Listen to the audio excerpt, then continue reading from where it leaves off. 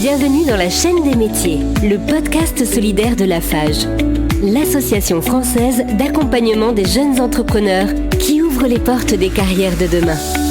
Plongez dans l'univers de professionnels passionnés, découvrez leur parcours unique, leurs défis quotidiens et leurs conseils précieux.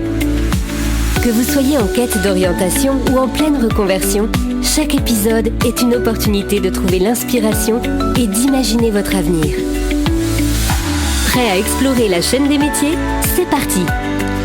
Bonjour à tous et merci de nous rejoindre sur la chaîne des métiers. Un rendez-vous qui peut évidemment être très utile pour des étudiants qui cherchent à s'orienter, mais aussi on pense à ceux qui ont en tête une éventuelle reconversion. Et avec ce rendez-vous, évidemment, vous allez pouvoir découvrir différents métiers, comment y accéder, quels sont les avantages, quelquefois quels en sont les inconvénients. Et aujourd'hui, nous allons parler d'un métier qui est le suivant, assistant dentaire. Et pour nous en parler, c'est Agnès qui est avec nous. Bonjour Agnès. Oui, bonjour. Vous allez bien Agnès ? Très bien.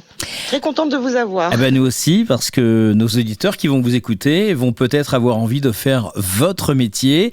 Et pour commencer, est-ce que vous pourriez nous expliquer un petit peu en quelques mots en quoi consiste justement le métier d'assistante dentaire ? Au même titre que les aides-soignantes ou les infirmières, dans un premier temps, prendre soin des gens, de les rassurer et surtout de les accompagner au mieux dans leurs soins dentaires. Pour moi, c'est un métier riche techniquement et surtout humainement. Qu'est-ce qui vous a donné envie, Agnès, de devenir assistante dentaire et surtout quel a été votre parcours pour y arriver ? Alors, moi, j'ai eu un parcours un petit peu atypique. C'est vraiment le fruit du hasard qui m'a amenée à être assistante dentaire parce que j'ai eu un parcours dans la vente, dans le management pendant des années. Et puis, pour des raisons personnelles, j'ai voulu revenir sur un métier qui me donnait plus de disponibilité puisque j'élevais seul mon fils. Par hasard, j'ai vu une annonce où ils cherchaient une assistante dentaire et je me suis dit pourquoi pas ça.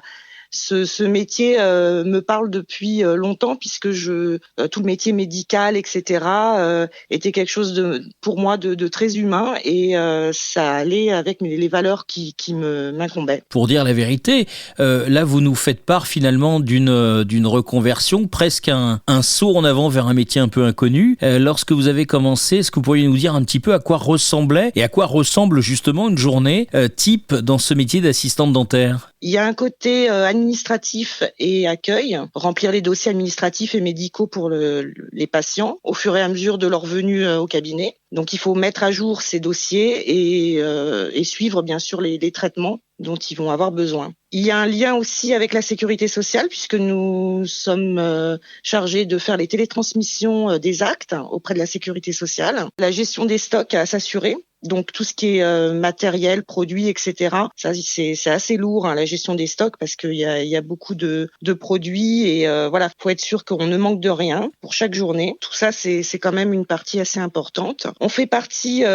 intégrante de la gestion des commandes de prothèses. Alors vous parlez beaucoup de logistique. Je vous imaginais un peu plus dans le cabinet du dentiste pour lui passer par exemple ses outils. Là vous nous parlez beaucoup de logistique, ça nécessite également des études en tout cas ou des formations qui ne correspondent pas obligatoirement qu'au médical ou paramédical ? Oui, alors là, ça c'est vraiment pour la partie administrative, parce que vraiment il y a toute la partie technique après. Il y a des écoles d'assistantes dentaires, donc il y a un apprentissage qui se fait normalement sur 18 mois. Donc il y a un diplôme vraiment très précis où on retrouve tous ces postes donc administratifs, accueil et toute la partie technique. Ah donc technique, là vous êtes dans le cabinet et vous êtes à côté du dentiste. Voilà, donc la partie technique, c'est vraiment l'assistance et l'accompagnement des actes médicaux et chirurgicaux avec le praticien. Donc on installe le patient, on prépare les instruments selon le plan de traitement qu'on doit faire, on fait les radios, on prépare les produits. En fait, le but c'est de mettre à disposition du praticien à l'instant précis où il en a besoin. Voilà, on accompagne vraiment le praticien dans ses actes chirurgicaux et on fait du travail vraiment à quatre mains. Donc on est dans le soin avec le praticien et en amont, l'assistante dentaire doit vraiment préparer tout ce qu'il faut pour que le praticien ne perdent pas de temps et surtout que le patient, parce que le patient a la bouche ouverte,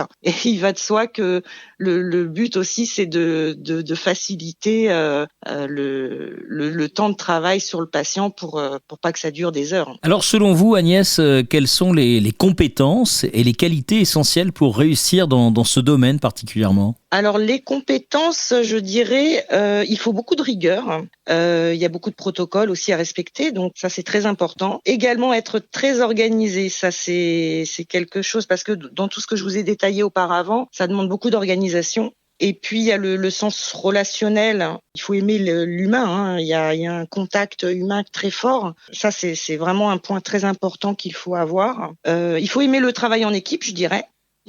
Faut être sociable. Oui, Ouais. Totalement. Je pense aussi à avoir une compétence en communication.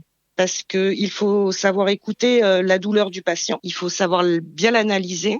Le patient a vraiment besoin aussi de se sentir écouté et compris. Donc le contact humain est très important dans ce cas-là. Et puis un point important aussi, il faut pas avoir peur du sang.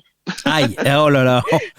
Oui, c'est sûr, Voilà. Évidemment. Eh oui, toute la journée, c'est compliqué. Eh oui, on ça. l'oublie, Ouais, mais on l'oublie, non, ouais. c'est très important. Si on a une sensibilité exacerbée à la vue du sang, on change d'idée, on change de job en tout cas. Oui, parce que faudrait peut-être pas s'évanouir ou tomber dans les pommes au moment de l'acte.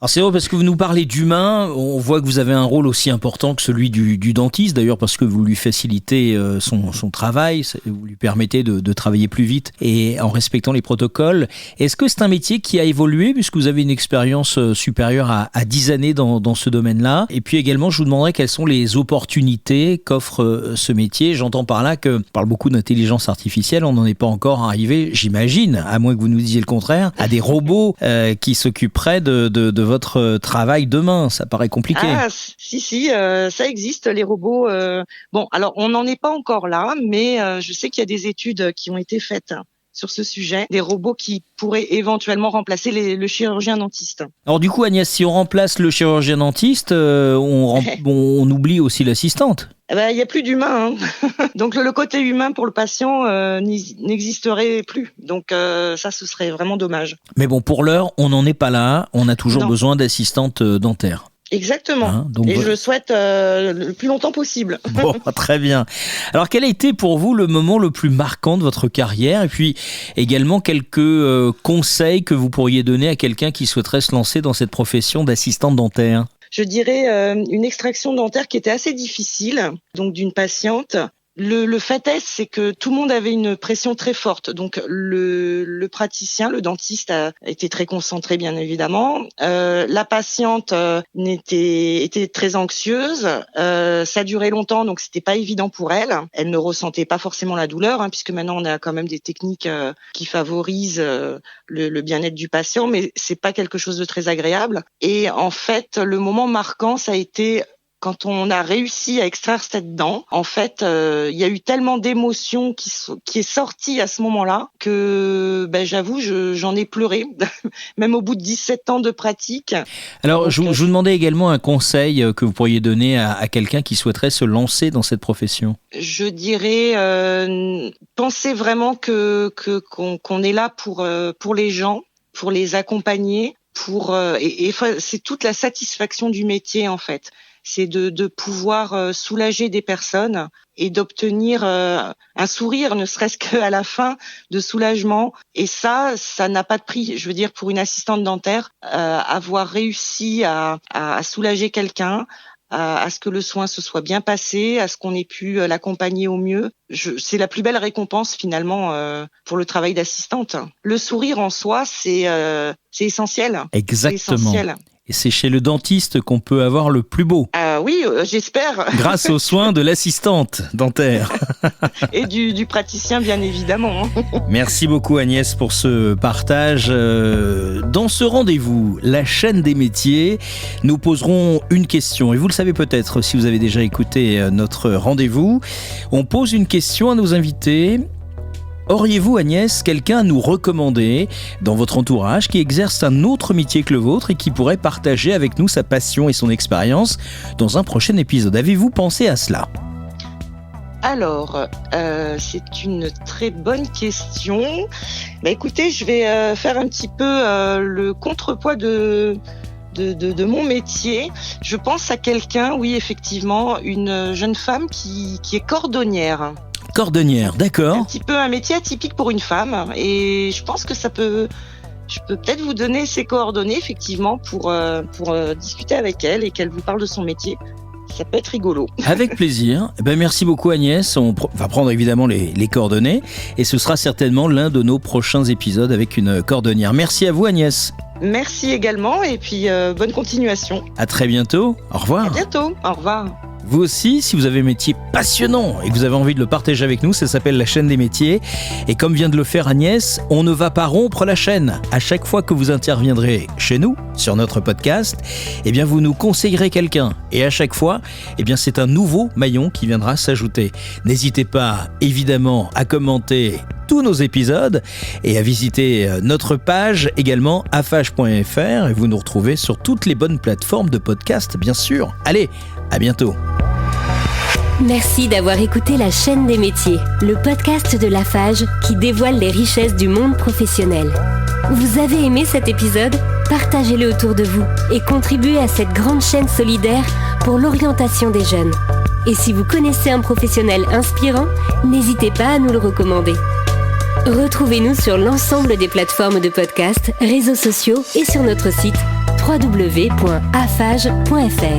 pour découvrir d'autres épisodes et accéder à des ressources complémentaires. Ensemble, construisons un avenir où chacun trouve sa place. À très vite pour un nouveau voyage au cœur des métiers passionnants.